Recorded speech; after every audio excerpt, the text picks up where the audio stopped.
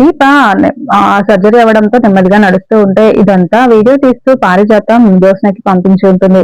ఇంకా అలా వీడియో తీస్తూ ఉంటే అది చూసి జ్యోత్స్న ఫోన్ లో మాట్లాడుకుంటూ ఉంటారు. అసలు దీపకి ఏమైంది, దీప ఎందుకు నాలా నడుస్తుంది అని జ్యోత్స్న పారిజాతం మాట్లాడుకుంటూ ఉంటే ఇంకా పారిజాతం ఏమోని నాకు కూడా అదే డౌట్ గా ఉంది అని అందుకే నీకు వీడియో తీసి పెడుతున్నాను అని వీడియో అలా చూపిస్తూ ఉంటుంది. ఆ తర్వాత దీపాన్ని కార్తీక్ లోపలికి తీసుకుని వెళ్లి కూర్చోబెట్టి ఉంటాడు. ఇంకా అప్పుడే జ్యోత్స్న అసలు దీప ఎందుకు ఇలా చేస్తుంది అని హాస్పిటల్లో జరిగినదంతా గుర్తు చేసుకుంటూ ఉంటుంది.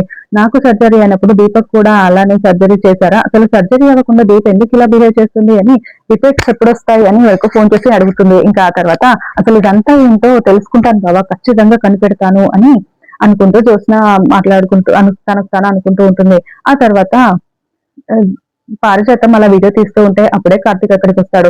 ఏంటి పారు నువ్వు వీడియో తీస్తున్నావా అని అడుగుతూ ఉంటే అప్పుడే శివనారాయణ కూడా వచ్చి ఏంటి నువ్వు ఇక్కడ ఉన్నావు అని అడుగుతూ ఉంటే అదేం లేదు, అసలు దీపక్ ఏం సర్జరీ అవ్వకుండా అలా ఎందుకు నీరసంగా ఉంది, అలా ఎందుకు నెమ్మదిగా నడుస్తుంది అని పారిజాతం అడుగుతూ ఉంటే శివనారాయణ కూడా అవునరా ఏం జరిగింది, దీపక్ ఏం సర్జరీ అవ్వలేదు కదా, తనెందుకు అలా నీరసంగా ఉంది అని అడుగుతూ ఉంటే కార్తిక్ దీప ఇద్దరు చాలా షాకింగ్ గా చూస్తూ ఉంటారు. మరోవైపు జ్యోత్స్న అసలు ఈ అన్నిటికీ ఆన్సర్ ఒక్కటే, దీప నేను ఎలాగైనా కనిపెడతాను అని అనుకుంటూ మళ్ళీ ఏదో ప్లాన్ చేస్తూ ఉంటుంది.